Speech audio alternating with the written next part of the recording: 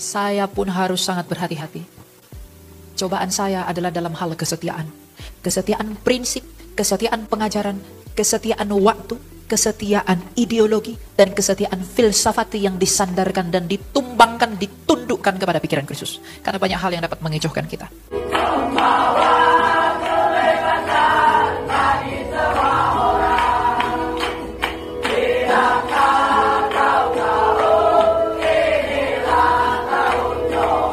Pada hari ini kami mau datang ke hadapan-Mu untuk memberitakan dan juga mendengarkan firman-Mu yang kudus. Terlebih dahulu Engkau yang menguduskan dan menyucikan kami, agar kami dilayakkan menerima sesuatu yang kudus yang daripada yang dapat mengubahkan kami. Berikan kami hikmat yang baru, agar dalam hikmat itu kami hidup menurut perintah dan ketetapan-Mu. Karena nama-Mu yang terberkati ya Bapa, dan nama Putra-Mu Yesus Kristus, dan Roh-Mu yang kudus sekarang dan selalu serta untuk selama-lamanya. Berkatilah kami dan kasihanilah kami selalu, orang-orang yang haus dan rindu akan perkenanan-Mu. Amin. Shalom, selamat hari Minggu Bapak Ibu. Shalom. Ya, dalam tradisi hari ini kita sudah sampai, menurut kalender Gregorian, kita sampai di Minggu Palma. Kalau dalam kalender Julian, belum. Jadi pada hari ini, kita akan belajar firman Tuhan dari Injil Matius, yang paralel dengan Injil Markus, Lukas, dan Yohanes, tentang Yesus yang dielu-elukan di Yerusalem. Dalam Matius 21, ayat yang keempat dan kelima. Jadi kita akan belajar firman Tuhan dari Injil Matius, ayat yang keempat dan yang kelima. Teman-teman boleh baca masing-masing, dan saya akan bacakan dari depan. Matius 21 ayat 4 dan 5. Hal itu terjadi supaya digenapi firman yang disampaikan melalui Nabi. Katakanlah kepada putri Sion, lihat rajamu datang kepadamu. Ia lemah lembut dan menunggang seekor keledai dan seekor anak keledai beban. Ayat 5 yang menjadi kuncinya, karena ini penggenapan dari kutipan Nabi Zakaria. Katakanlah kepada putri Sion, lihat rajamu datang kepadamu, ia lemah lembut dan menunggang seekor keledai dan seekor anak keledai beban. Pada masa itu bangsa Israel sedang di dalam kekuasaan bangsa Romawi dan kekaisaran Roma. Puncak tanda kemenangan dan tanda kemasyhuran seorang raja adalah menunggangi kuda. Karena kuda itu simbol ketangguhan, simbol kecepatan, dan simbol kemuliaan dari berbagai kerajaan. Kekaisaran Roma adalah kekaisaran yang terbesar di sepanjang sejarah dunia. Kekaisaran Roma adalah binatang keempat yang disebutkan di dalam kitab Daniel dan kitab Wahyu. Binatang pertama, kedua, ketiga, dan keempat yang paling kuat, yang bergigi besi, yang menginjak-injak semua musuhnya, itu adalah kekaisaran Roma. Neo Babilonia takluk kepada Persia, kemudian Yunani, lalu takluk kepada Roma. 4 kerajaan yang terbesar di antaranya adalah Roma. Namun entah bagaimana, ada satu pribadi yang melihatnya pun kita tidak selera, semaraknya tidak ada, lalu ia tiba-tiba menunggangi seekor keledai, tapi disebut sebagai raja. Mengapa ia menunggangi seekor keledai? Mengapa ia datang dengan keledai? Dan ia disebut sebagai raja di tengah-tengah kekaisaran yang memandang bahwa keledai bukanlah simbol kerajaan, kekuasaan, dan kemasyhuran. Maka orang-orang pada masa itu bertanya-tanya, mengapa ia disebut raja sedangkan ia menunggangi seekor keledai? Tapi agar tergenapi firman Tuhan yang berbunyi, hikmat dunia adalah kebodohan bagi Allah, tapi hikmat bagi Allah adalah kebodohan dunia. Maka makna teologi, ketika kita melihat bahwa Kristus itu menunggangi seekor keledai, ini menekankan kepada bahwa ia sendiri pernah bersabda, kerajaanku bukan dari dunia ini, tetapi engkau dari dunia ini. Kerajaanku dari atas, tapi engkau dari dunia ini. Ketika Kristus menunggangi seekor keledai, dan ia dielu-elukan sebagai seorang raja, itu membuktikan bahwa ia bukanlah raja yang dimaksudkan dalam pandangan dunia. Ketika ia menunggangi seekor keledai, ia sedang mengonfirmasi selain daripada bahwa akulah yang dimaksudkan oleh nabimu itu, tapi akulah raja yang berbeda dengan raja-rajamu. Kristus adalah raja yang tidak seperti raja yang lain. Kalau raja yang lain mengangkat pedang, Kristus tidak mengangkat pedang. Tetapi sekalipun ia tidak mengangkat pedang, hanya Kristus yang tidak takluk, yang tidak kalah kepada apa di mana raja-raja yang lain telah kalah, yaitu kematian. Kristus itu adalah kasih. Maka ketika ia menunggangi keledai, ia menunjukkan kelemah lembutannya sebagai sang kasih. Kristus itu bukan mengasihi, dialah kasih itu.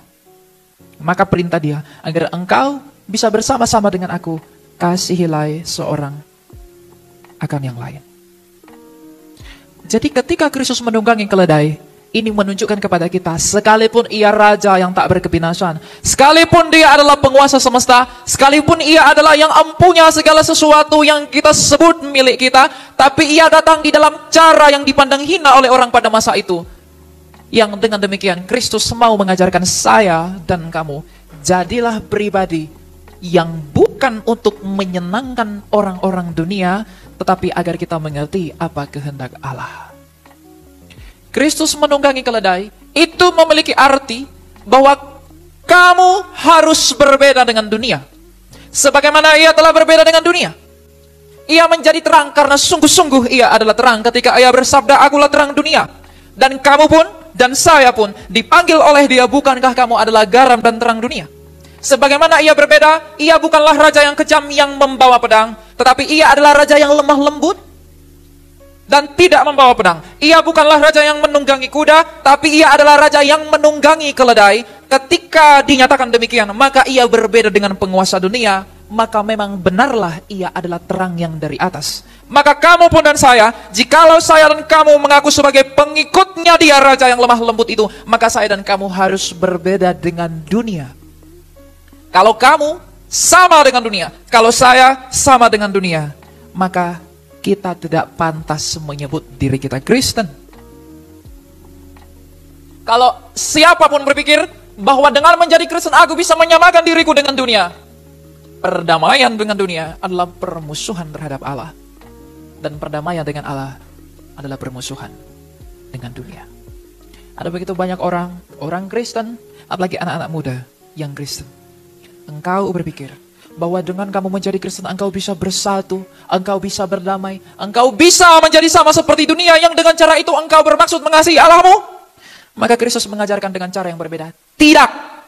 Kalau engkau mengikut aku, berbedalah. Agar orang bisa membedakan mana ilalang, mana gandum.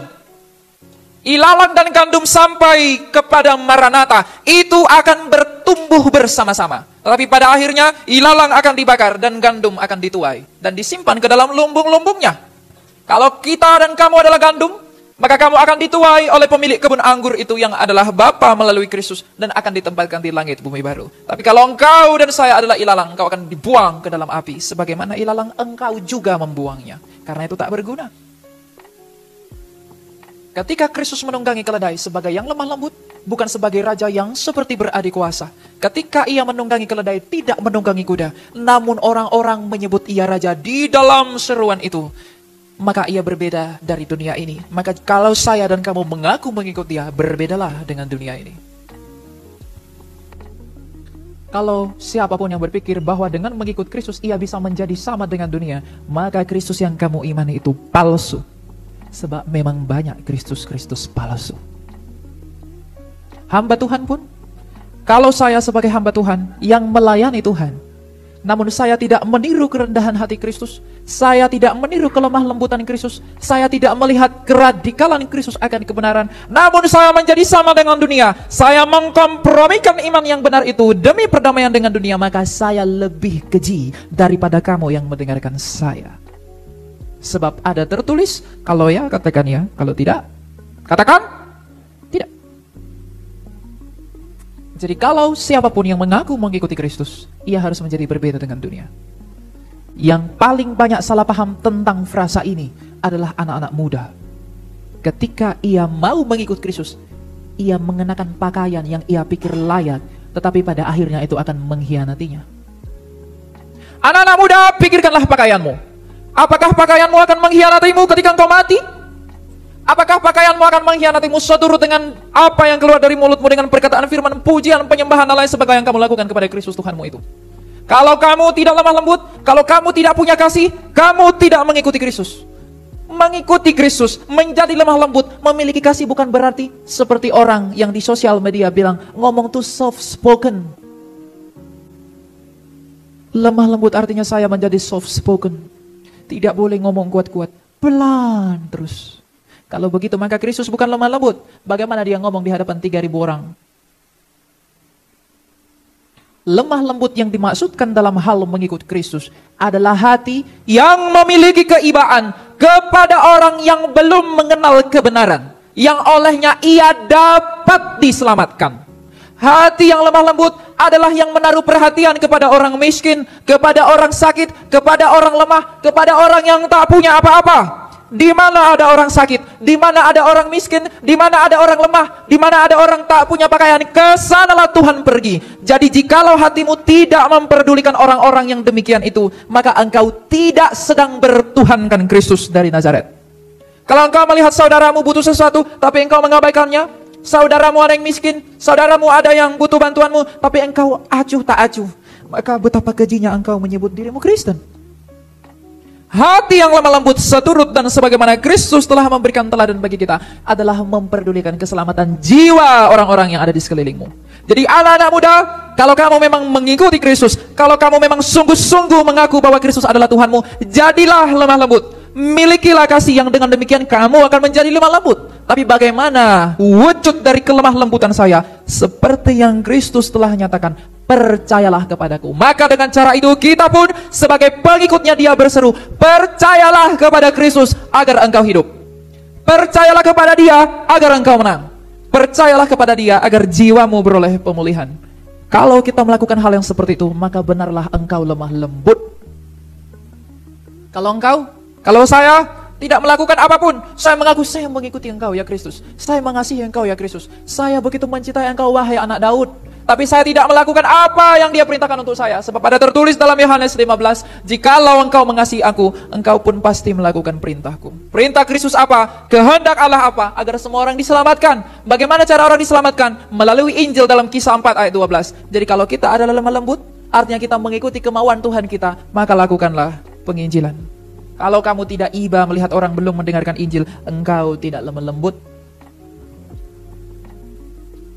Pikirkanlah hal ini sebelum terlambat.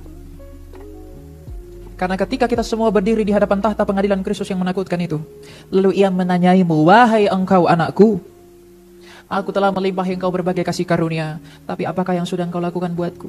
Apakah yang akan kau jawab? Apa yang akan kau katakan? Apa yang akan kau pertanggungjawabkan? Saya berdiri di sini memberitakan firman Tuhan kepadamu. Bahkan sepanjang pelayanan saya, ketika saya berdiri di hadapan Tuhan, lalu ia menanyai, apa yang telah kau lakukan Elia? Lalu saya sudah melayanimu, saya pun malu mengatakan itu. Itu tak sebanding dengan kemampuan yang Tuhan berikan kepadamu untuk bisa memahami karyanya Kristus itu. Jadi tidak ada yang begini. Tidak ada yang tepuk dada.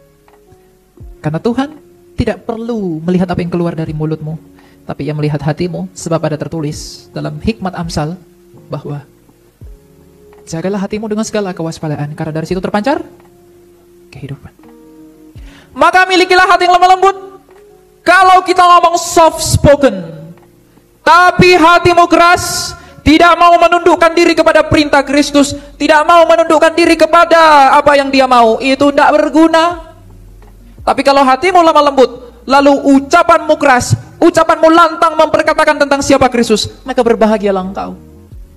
Soft spoken, tapi hatinya tidak memiliki keibaan kepada orang yang belum mengenal Kristus, maka jangan berseru hosana bagi anak Daud.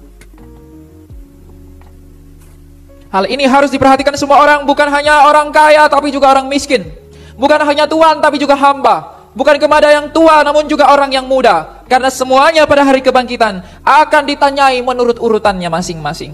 Persiapkanlah. Ketika saya mengaku, wahai Kristus, aku mengeluh-elukan engkau, hosana bagi anak Daud, engkau adalah Raja, engkau adalah Tuhan, aku mengakui engkau Tuhan dan Rajaku. Tapi apakah itu hanya dari mulut kita tapi tidak dari hati kita? Hidup kita tercermin dari hati kita. Kalau hatimu kotor, hidupmu pun kotor. Kalau hatimu picik, hidupmu picik. Tapi kalau hatimu lemah lembut, engkau akan menaruh keibaan kepada orang yang belum mendengarkan Kristus. Hatimu akan sangat berduka kepada orang yang meninggalkan Kristus. Hatimu akan sangat sedih kalau ada orang yang tidak tahu atau yang salah paham tentang Tuhanmu. Tapi kalau hatimu tidak iba kepada hal-hal yang demikian, engkau tidak mengikuti dia. Karena Kristus sendiri begitu iba melihat pemungut cukai. Ia iba melihat Zakheus. Ia iba melihat pesundal yang datang menyentuhnya. Ia iba terhadap anak yang hilang. Ia iba dalam perumpamaan tentang drahma yang hilang karena ia mencari kita. Sebab Kristus datang ke dunia ini. Firman Allah datang ke dunia ini. Menjadi manusia mencari kamu yang terhilang adalah karena keibaannya kepada saya dan kamu. Sehingga ia mencari saya dan kamu. Allah telah kehilangan drahmanya, kitalah drahma itu. Dan ia iba kepada kita. Maka ia datang mencari kita. Alasan ia datang ke dunia ini karena ia lemah lembut. Karena ia adalah kasih. Ia iba kepada kita. Dengan demikian ia mencari kita. Jadi kalau kamu tidak mencari saudaramu yang terhilang, maka engkau tidak meneladani Kristus. Kalau engkau membiarkan saudaramu terhilang, engkau membiarkan anak-anak muda, engkau membiarkan saudaramu atau teman-temanmu atau sahabatmu salah paham dengan Kristus itu, maka engkau tidak memiliki kasih. Karena seandainya saya dan kamu mengasihi, saya tidak akan membiarkan Kristus dinodai oleh hal-hal yang tidak benar. Makanya Alkitab menuntut saya dan kamu, carilah dahulu kerajaan Allah, maka semuanya ditambahkan kepadamu. Itulah yang terpenting. Yang kedua, kalau Kristus memang berbeda datang dengan raja-raja yang lain, dengan demikian ia menyatakan keibaannya kepada manusia, maka kita pun harus turut meniru dia sebagai pribadi yang berbeda dari dunia ini. Maka jadilah berbeda dengan dunia ini. Tapi dalam hal ini, ia juga menegaskan hal yang sama. Dengarkanlah. Bukankah kamu menyanyi di sini, Tuhan engkau baik. Engkaulah Allahku. Engkaulah Mesiasku. Engkaulah Tuhanku. Kamu menyanyi di sini, saya berkhotbah di sini, kamu main musik di sana, kamu juga ikut berdiri memuji-muji Tuhan. Tapi, apakah juga kamu pernah merenungkan bahwa kita juga menyalibkan dia sekali lagi? Sorak-sorai bangsa Israel, Hosana bagi anak Daud. Hosana bagi raja yang diberkati. Diberkatilah dia yang datang dalam nama Tuhan. Tapi seketika itu, beberapa hari setelah itu, ucapan mereka, seruan mereka yang mengatakan Hosana, Hosana, Hosana, terpujilah, terpujilah, berubah menjadi salibkan dia, salibkan dia. Sekarang, tak peduli seberapa banyak engkau menyembah Allah dalam nyanyian pujian yang keluar dari mulutmu, kalau kamu masih menyalibkan dia. Saya tidak boleh berpikir. Kamu pun tidak boleh berpikir. Sehebat apapun pujianmu. Tapi kalau hatimu, pikiranmu, ideologimu menyalibkan ia, tak berguna. Apa yang kau lakukan itu? Kemuliaan bagi Allah, kemuliaan bagi Allah. Tapi pada saat yang sama engkau juga menyalibkan dia. Bukankah kita keji? Bukankah kamu keji? Oleh karena itu, tidak mungkin ada dua hal yang bertentangan keluar dari hati yang sama.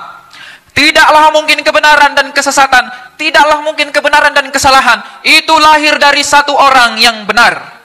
Kalau dia benar, buahnya pun pasti benar. Kalau ia salah, buahnya bisa berkamuflase seperti benar tapi palsu. Orang yang sungguh-sungguh mengikuti Kristus sama seperti ranting dari pokok anggur yang benar menghasilkan buah yang manis. Jadi kalau saya dan kamu, kita menyembah Allah, kita memuji Allah, kita memuliakan Allah. Tapi setelah itu kita menyalibkan ia dengan menyangkal dia. Menyalibkan dia melalui perbuatan hidup kita. Menyalibkan ia dengan ideologi dan filsafatmu yang kotor itu. Maka kita tidak berbeda dengan orang-orang yang berseru Hosana bagi anak Daud. Tapi setelah itu ia berkata salibkan dia. Barang siapa yang memandang rendah firman yang disampaikan ini, maka ia akan binasa. Bahkan saya sendiri pun. Kalau saya memandang rendah firman Allah, saya akan binasa. Mungkin hal ini sulit kamu terima. Mungkin hal ini bertentangan dengan nuranimu. Mungkin hal ini tidak biasa kamu dengar. Tapi kamu harus mendengar agar kamu tidak punya alasan. Aku belum mendengarnya ketika kamu diadili.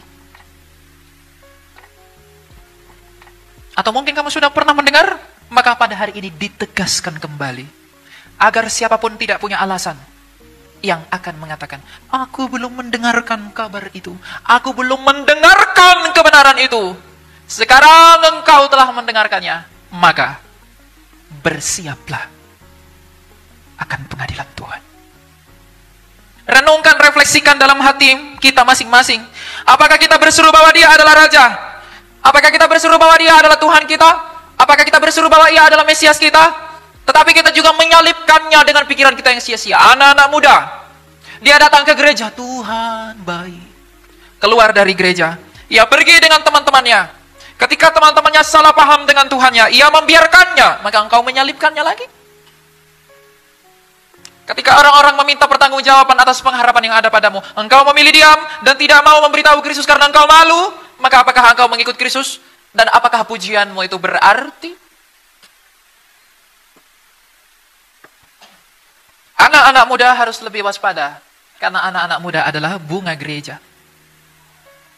Orang-orang tua, jangan menawar hati anak-anaknya.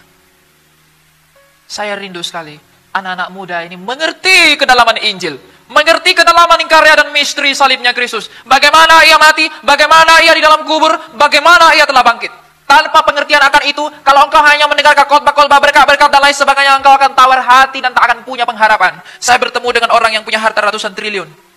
Ia berkata, saya sudah naik private jet, saya punya Rolls Royce, saya punya ini, itu segala macam. Tapi saya pengen hidup saya lebih bahagia lagi. Mengapa ada orang seperti itu? Mengapa ada orang seperti itu? Dia udah punya segalanya. Karena ia tidak punya pengharapan dalam jiwanya. Sekaya apapun kamu, sebanyak apapun mobilmu, sebesar apapun rumahmu, sebanyak apapun duitmu, kalau kamu tidak punya pengharapan di dalam jiwamu, engkau akan hampa. Batinmu itu akan tersiksa. Karena kebahagiaan bukan status benda, dia status batin. Tidak anak-anak muda berambisi jadi kaya, berambisi pengen punya ini itu, berambisi pengen punya segalanya, tapi engkau tidak memberikan hatimu untuk berambisi mengenali kedalaman misteri Kristus. Engkau tidak memberi hatimu untuk mendalami kerajaan Allah, mendalami firman-firman-Nya Tuhan, maka engkau rugi. Engkau akan rugi. Karena ketika engkau mati, kepada siapakah akan kau tinggalkan semua yang kau kejar itu? Tapi kalau kamu sudah mengerti kerajaan Allah, engkau sudah mengerti apa yang dilakukan oleh Kristus bagimu. Ketika engkau mati, engkau akan menemui jalan yang terang menuju kepada pangkuannya. Lihatlah orang kaya adalah Lazarus. Dia telah mati, tapi dia berakhir kemana? Sungguh malang dan kasihan. Jadi anak-anak muda, mindsetmu bukan hanya tentang kekristenan, tapi mindset pencarian hidupmu itu harus dirubah dari sekarang. Engkau akan sangat sedih kalau Tuhan, aku belum punya ini. Tuhan, aku belum begini. Tapi engkau tak pernah sedih karena engkau belum mengenali Tuhanmu. Engkau tak pernah sedih karena apa maksudnya Ia menunggangi keledai. Engkau tak pernah sedih apa maksudnya Ia harus disalib. Engkau tak pernah sedih apa maksudnya Ia harus ditikam lambungnya. Sungguh malang, sungguh kasihan orang yang tak mengerti dan tidak mau mengerti kedalaman Injilnya Tuhan. Maka hari ini, ketika orang 2000 tahun lalu berseru, Hosana bagi anak Daud, terberkatilah dia, orang yang datang dalam nama Tuhan. Maka sekarang, dari mimbar ini kita berseru, kenalilah Tuhanmu anak-anak muda. Carilah kerajaannya. Berikanlah waktumu untuk memahami misterinya yang kudus. Berikan hatimu, berikan hidupmu sebagai persembahan yang terbesar bagi Tuhanmu. Agar ketika hidupmu sudah berangkat dari tempat ini, ketika tubuhmu berpisah dengan rohmu, engkau berbahagia. Sebab berbahagialah orang yang mau mencari Tuhan, karena mereka memang milik dan kepunyaan Tuhan. Ya, saya juga tidak bisa membatasi dan tidak bisa mengontrol apa yang di luar saya. Setiap hari saya selalu merenung, kapan di Indonesia ini anak-anak muda itu punya niat yang begitu kuat, punya keinginan yang begitu dalam, untuk begitu bangga memahsyurkan dan memamerkan Tuhan dan karyanya itu. Banyak sekali yang malu. Ketika kita ngomongin Kristus, anak-anak muda yang mengaku ikut Tuhan, nggak usah ngomongin agama, nggak usah ngomongin Tuhan, itu semua sama saja. Engkau kalau berkata seperti itu, engkau menyalibkan dan menginjak-injak Kristus yang kedua kalinya. Karena engkau membiarkan orang salah paham dengan apa yang dilakukan oleh Tuhanmu. Dan engkau tidak mau menguduskannya. Apologetika yang adalah panggilan saya bukan untuk membela Tuhan. Tuhan tak perlu dibela. Tapi apologetika yang kami lakukan adalah menguduskan Kristus. Dalam artian apa? Kita membebaskan ia dari tuduhan-tuduhan si jahat tentang karyanya yang membuat orang tersandung untuk percaya kepada dia. Di Pak, apologetika tak bela Tuhan, ngapain saya bela Tuhan? Saya justru pengen Tuhan yang bela saya nanti di pengadilannya. Setiap hari saya berdoa, belalah saya Tuhan dalam pengadilanmu. Karena saya tidak punya sesuatu yang akan bisa membela saya. Saya hanya meminta agar engkau mengasihani saya dalam hidup ini. Agar saya ketika kematian saya, apa yang saya pakai tidak akan mengkhianati saya. Jadi anak-anak muda, beri hatimu untuk hal ini. Jangan main titok-titok terus. Trend velocity, ya, statue. Saya juga buat. Tapi jangan itu cepat sekali nangkap. Tapi ketika diajari firman Tuhan tidak mau dengar. Halah udahlah sama ya pendeta-pendeta. Ngomong apa itu? Kamu mengikuti Tuhan bukan melihat pendetanya loh. Jangan lihat siapa yang berbicara. Lihat apa yang dibicarakan. Kalau ia berbicara dirinya sendiri terus tutup telingamu. Tapi kalau ia berbicara tentang betapa besar dan mulianya Injil Kristus yang menyelamatkan itu, maka engkau harus menaruh kerinduan kepada itu. Karena bagaimanapun anak-anak muda, hanya itu yang dapat menolongmu. Sekali lagi saya katakan, hanya itu yang dapat menolongmu. Pengadilan Tuhan itu menakutkan. Jangan kamu pikir pengadilan Tuhan itu hanya melalui, dia orang percaya, dia kamu udah sini, kamu udah. Enggak.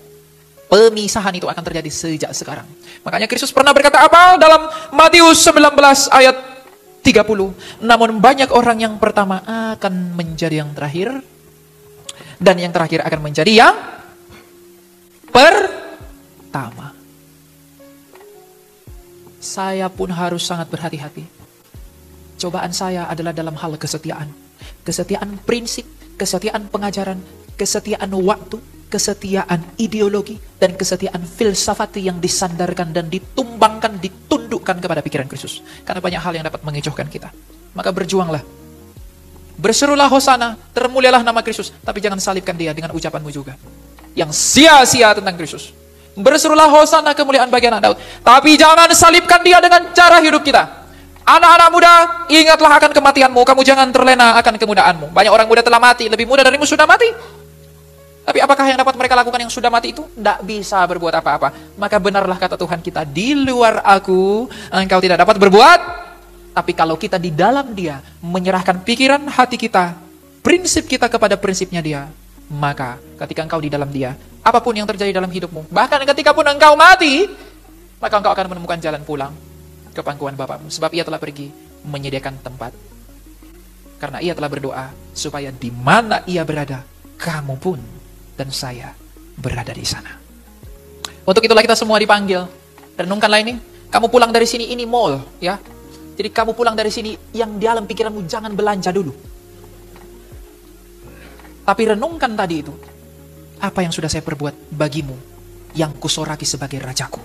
Kalau engkau belum berbuat apa-apa, berbuatlah. Sekali lagi, kamu sudah mendengarkan firman ini, kamu sudah mendengarkan kebenaran ini, tidak ada alasan bagimu untuk mengatakan, aku belum pernah mendengarkan berita itu. Maka persiapkanlah terhadap tuntutan di dalam pengadilan. Semuanya akan mati, tidak akan ada yang tetap. Oleh karena itu, persiapkanlah dirimu demi suatu pertanggungjawaban yang baik di hadapan Kristus. Hosana bagi anak Daud. Terpujilah Allah. Kita berdoa. Bapa yang bertata dalam kerajaan surga, kami bersyukur dan terima kasih kepada-Mu Bapa, bahwa Engkau begitu baik, Engkau begitu mulia di dalam kerajaan-Mu. Engkau begitu agung, duduk di tahta-Mu, melihat kami orang-orang yang berusaha untuk menjangkau kerajaan-Mu. Engkau tahu bahwa kami tidak dapat berbuat apa-apa di luar Engkau, maka sekarang perbuatlah demikian sebagaimana yang Engkau kehendaki, agar kami dapat memperoleh hidup di dalam belas kasih-Mu yang mulia itu Bapa. Kami tahu bahwa kami ini orang-orang berdosa. Engkau tahu bahwa kami tak dapat berbuat apa-apa untuk menjangkau keadilan-Mu. Oleh karenanya kami begitu mulia, kami begitu berharga di hadapan pengadilan-Mu, karena Engkau telah mengaruniakan kasih-Mu kepada kami. Janganlah biarlah pengadilan-Mu dan penghakiman-Mu itu menjadi penghukuman bagi kami, tetapi biarlah kiranya Engkau yang meluputkan kami daripadanya. Kami akan memohon sebagaimana pesundal yang datang kepadamu telah memohon ya Kristus, bahwa Engkau telah mengampuni dia, maka ampunilah kami juga orang yang lebih berdosa dari pesundal itu. Sebagaimana Engkau telah mendatangi pemungut cukai yang berdosa itu, maka dekatkanlah dirimu juga kepada kami orang-orang yang berdosa ini, dan jangan tolak kami, namun bawalah kami sebagai murid-Mu untuk Engkau bimbing, sebagaimana Engkau telah membawa pemungut cukai itu menjadi murid-Mu. Dan sebagaimana dalam perumpamaan-Mu Engkau telah jelas memperkatakan cinta seorang bapa kepada anak yang hilang, dan Engkau menyambut mereka yang terhilang. Maka kami mungkin yang terhilang meskipun kami Kristen, tapi kami terhilang dalam pikiran dan ideologi kami. Jikalau kami mau kembali, sambutlah kami juga di dalam pelukan-Mu yang hangat itu. sebagaimana Engkau juga mendatangi Saulus, seorang begitu penjahat yang keji, lalu Engkau mengubahkannya menjadi Paulus dan menjadi Rasul-Mu yang mulia. Itu adalah tanda cinta kasih-Mu yang sempurna ya Tuhan. Oleh karena itu, mungkin kami lebih jahat daripada Saulus itu. Tapi jikalau kami mau kembali, atau kami tidak punya hati yang kembali, maka sakitilah kami agar kami mengerti bahwa Engkau adalah Allah kami dan kami kembali kepadamu. Sebagaimana pengembala mematahkan kaki dombanya yang liar dari kawanannya, maka jikalau Engkau boleh, jikalau tidak ada hati pertobatan dalam kami, patahkanlah kami dengan apa yang Engkau mau, agar kami kembali hanya kepada pangkuan-Mu demi kerajaan Allah dan hidup yang kekal. Agar kami dapat berseru sebagaimana penjahat yang di sebelahmu telah berseru, ingatlah akan kami ya Raja ketika Engkau datang dalam kerajaan-Mu. Engkau menjadi timbangan yang begitu adil di dalam kekudusan-Mu. Ketika Engkau tersalib di antara dua orang penjahat, yang satu telah binasa karena ia telah meninggikan dirinya, tapi yang satu telah Engkau bawa ke dalam firdaus-Mu karena ia telah merendahkan dirinya dengan mengaku bahwa Engkau adalah Raja. Maka pada saat yang sama kami pun berseru, Engkau adalah Raja kami. Maka ingatlah akan kami ya Kristus, apabila Engkau kembali dalam kerajaan-Mu, sebagaimana Engkau telah mengingat orang yang mengakui Engkau di dalam kerajaan-Mu kelak. Engkau tahu kami ini orang berdosa, maka kami akan berbahagia. Engkau tahu bahwa kami ini orang yang punya hutang yang begitu besar, tapi kami pun akan berbahagia. Di dalam penantian Paskah, di dalam penantian Jumat Agung, kami begitu bersyukur untuk mengingatkan kembali tentang apa yang telah Engkau lakukan bagi kami. Tiada cinta, tiada kasih yang lebih besar dari yang apa yang telah Engkau lakukan itu. Maka sekarang kami hanya memohon kepadamu, karuniakanlah kami hati yang mau bertobat, karuniakanlah kami hati yang mencintai Engkau, hati yang mau mencarimu, hati yang mau mengasihi Engkau dengan sungguh-sungguh, dengan cara hidup kami yang benar, dengan cara hidup dan pikiran kami yang setia mengikut Engkau. Karena itulah kebanggaan kami. Sebanyak apapun dunia ini melawan kami, jikalau pun kami harus dianiaya oleh karena nama-Mu itu, biarlah itu terjadi. Tapi sekalau itu pun akan terjadi, kami hanya memohon kekuatan yang daripada-Mu, agar kami dapat dikumpulkan bersama orang-orang yang telah berbahagia di tempat-Mu saat ini, yang telah Engkau perkenankan sebelum segala zaman. Karena Engkau adalah Tuhan kami yang mengasihani kami ya Kristus, bersama dengan Bapa-Mu yang mulia dan